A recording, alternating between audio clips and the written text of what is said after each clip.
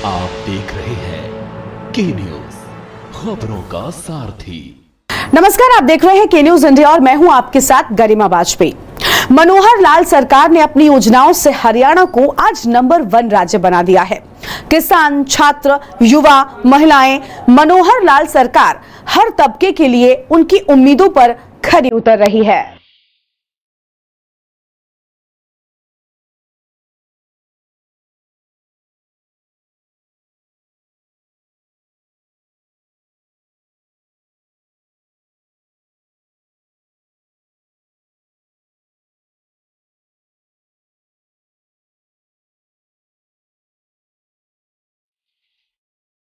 हरियाणा में एक तरफ जहां किसानों को फसलों के सही दाम मिल रहे हैं, तो वहीं दूसरी ओर उनकी सिंचाई का समस्या का समाधान भी हुआ है।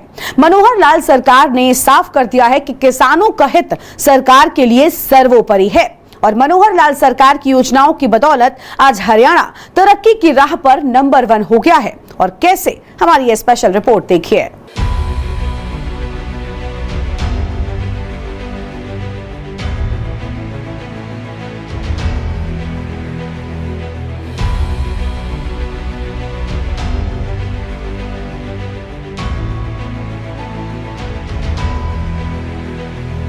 हरियाणा की मनोहर लाल सरकार ने किसानों के हित में बड़ा फैसला लेते हुए सूरजमुखी की फसल को खरीदने का ऐलान किया।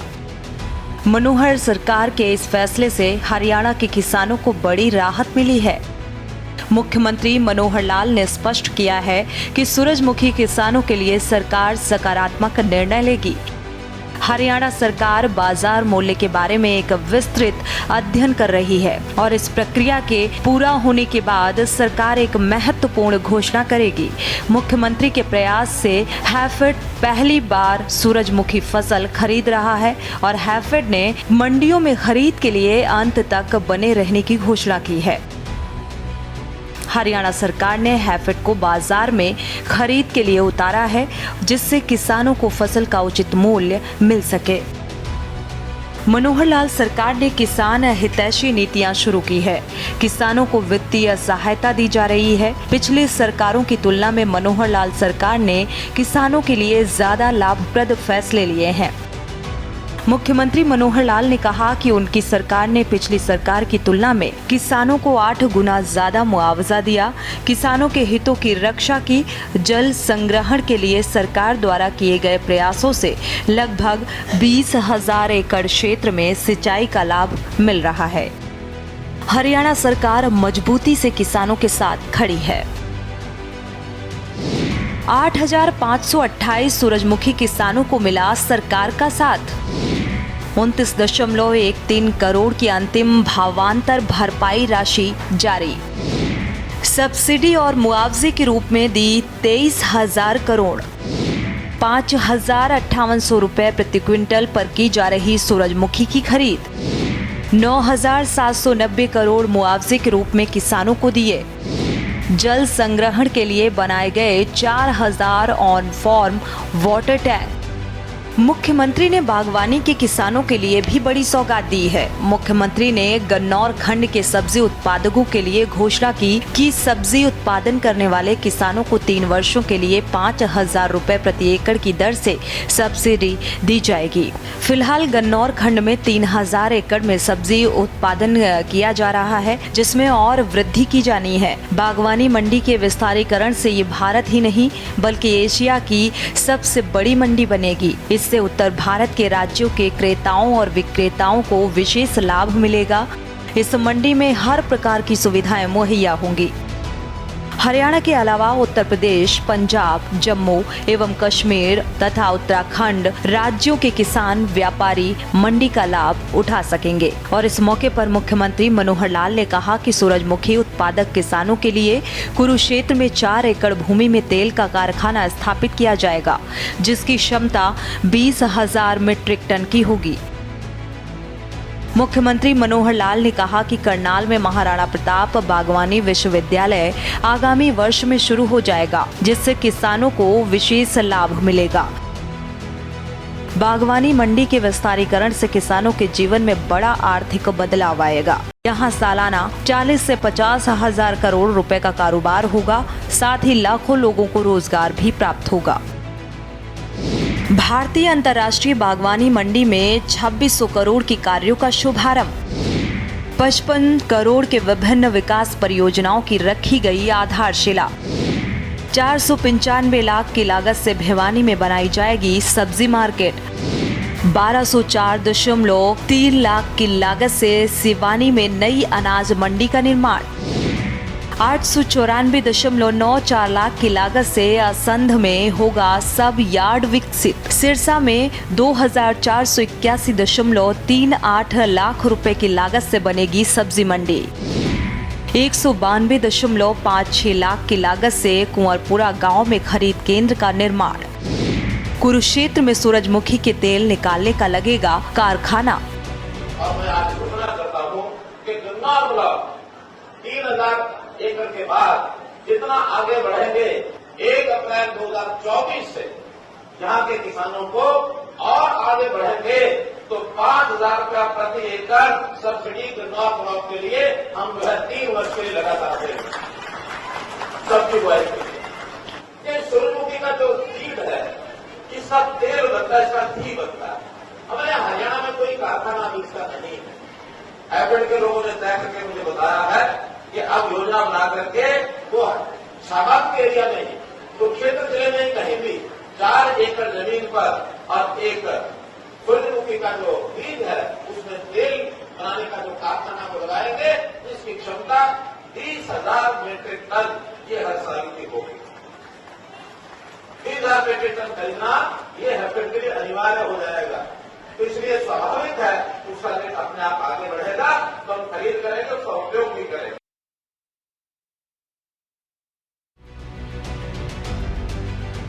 गन्नौर सब्जी मंडी के विस्तारीकरण के अलावा भी हरियाणा सरकार ने सब्जी मंडियों के लिए कई योजनाएं बनाई हैं, जिसका लाभ किसानों को मिलेगा।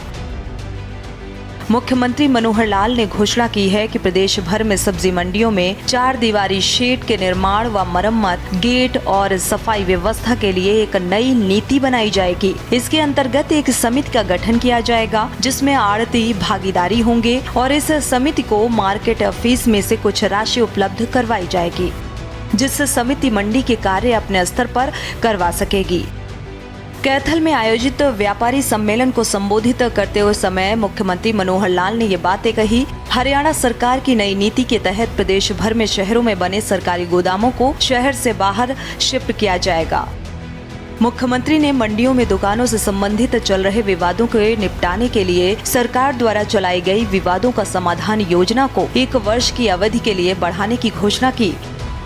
हरियाणा में व्यापारियों की समस्याओं के समाधान के लिए मनोहर लाल सरकार ने व्यापारी कल्याण बोर्ड का भी गठन किया है।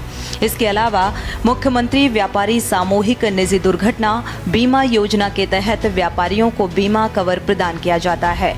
और इस मौके पर मुख्यमंत्री मनोहर लाल ने कहा कि पिछली सरकार के कार्यकाल में व्यापारियों को काफी परेशानी होती थी, लेकिन हमारी सरकार ने इंस्पेक्टरी राज को खत्म करने का काम किया है। राज्य सरकार ने प्रदेश में कारोबारी माहौल बनाने के लिए अनेक नीतियां बनाई हैं। मुख्यमंत्री मनोहर लाल ने कहा कि जब देश में जीएसटी को लागू किया गया तब व्यापारियों के मन में कई प्रकार की शंकाएं थीं। हरियाणा सरकार ने व्यापारियों से बातचीत कर उनकी समस्याओं को समझा और जीएसटी प्रक्रिया को सरल बनाया। आज व्यापारी इस सिस्टम से बेहद खुश है। आज पूरी दुनिया ग्लोबल वार्मिंग की समस्या से जूझ रही है और इसीलिए नवीनीकरण ऊर्जा समय की मांग बन चुकी है।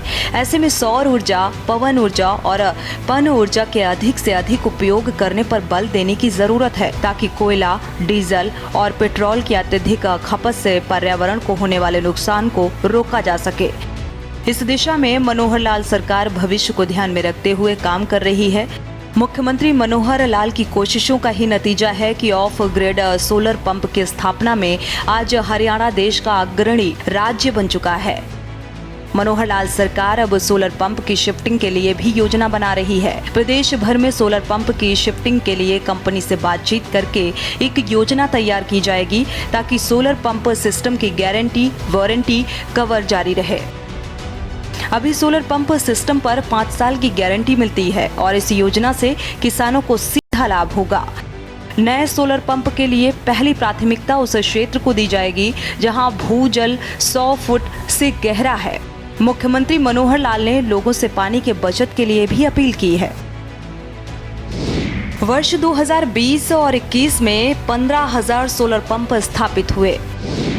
अब तक 53,000 सोलर पंप स्थापित किए गए। हर साल 19.50 करोड़ यूनिट बिजली की बचत। सोलर पंप से प्रदेश को 195 करोड़ रुपए की बचत हुई। अभी तक किसानों को दी गई 960 करोड़ की सब्सिडी। पिछले दिनों में एक हमने सीन देखा कि बेटियां मारी जाती थी। बेटी चिल्ला चला करके हम सब लोग कहती थी कि गर्भ में मुझे मत मारो। हमने एक अभियान चलाया, सफलता मिली। आज संयोग से 9 जून है। आज सेल्फी विद डॉटर, इस काम को भी आज के दिन शुरू किया गया था। मैं आज सवेरे देख रहा था। तो बेटियां बची हैं, लेकिन मित्रों, खास करके हमारे किसान भाइयों, बेटी चिल्लाई, बची, हमने प्रयत्न किए, कुछ प्रकृति ने हमारे ऊपर कृपा की, सारे समाज ने सहयोग किया, वो हुआ। लेकिन आज बेटी नहीं, आज मां चिल्ला रही है। और ये भूमि, ये मां है, धरती माता है। ये इस मां को चिल्लाने मत दो। हम बेटे बेटियां इसकी रक्षा करें, इसका दोहन करें, लेकिन इसका शोषण न करें। चाहे वो पहाड़ काटने की बात है, चाहे पानी की खींचने की बात है, चाहे वृक्ष लगाने की बात है, चाहे विकास के नाते, इन सब चीजों को हमको ध्यान रखना चाहिए। और इस मां के बेटे बेटी होने के नाते हम इसको चिल्लाने नहीं देंगे। मेरा इतना निवेदन। बहुत बहुत धन्यवाद। हरियाणा के लोगों का जीवन सरल हो, इसके लिए मनोहर लाल सरकार ने अनेक कल्याणकारी नीतियां बनाई हैं। मनोहर लाल सरकार भ्रष्टाचार को रोकने के लिए कृत संकल्प है। मनोहर लाल सरकार में लोगों को योजनाओं का सीधा लाभ पहुंच रहा है। अब सहायता राशि सीधे लाभार्थी के खाते में जाती है, जबकि पहले ऐसा नहीं था। करनाल नगर निगम के वार्ड 16 में मुख्यमंत्री मनोहर लाल ने जन संवाद कार्यक्रम किया। कार्यक्रम में मुख्यमंत्री मनोहर लाल ने बताया कि कोढ़ी कॉलोनी में प्राइमरी स्कूल खोलने की मांग को मंजूर कर लिया गया है और जल्द ही इस पर काम शुरू हो जाएगा। मुख्यमंत्री ने इस मौके पर कहा कि प्रॉपर्टी आईडी से संबंधित किसी भी प्रकार की समस्या नहीं रहने दी जाएगी। इसके लिए विशेष कैंप लगाए जा रहे हैं। हर किसी की समस्या का समाधान किया जाएगा। जनसंवाद के दौरान ही मुख्यमंत्री मनोहर लाल ने कहा कि 1,80,000 रुपए वार्षिक आय वाले परिवारों को चिराई योजना के तहत हरियाणा सरकार ने 5 लाख रुपए तक का स्वास्थ्य बीमा का लाभ दिया जा रहा है। हरियाणा के मुख्यमंत्री श्री मनोहर लाल के जनसंवाद कार्यक्रम में आम जनता की समस्याओं का मौके पर ही समाधान हो रहा है और ये जनसंवाद कार्यक्रम आम जनता के लिए वरदान साबित हो रहा है। करनाल के वार्ड नंबर 7 के लोगों के साथ जनसंवाद कार्यक्रम में इसकी झलक दिखी, जब मौके पर ही पात्र व्यक्तियों की बुढ़ापा पेंशन तथा बीपीएल राशन कार्ड बनवाया। अपनी समस्याओं का मौके पर ही समाधान पाकर फरियादी गदगद हुए और मुख्यमंत्री का आभार प्रकट किया।